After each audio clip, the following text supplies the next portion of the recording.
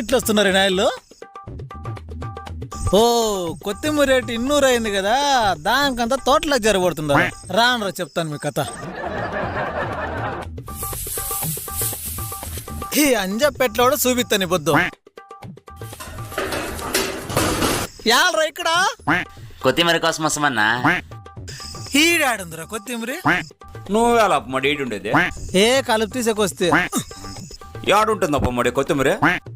నరసింహ తోటలకు పోండలి, ముందాక పొనుకుంటాడు. ఊనా పోదురమ్మడి పోదామా? పదన్నా. 200 రూపాయలు పెట్టి కొత్తిమీర కొనకి ఏం పోయిలకి?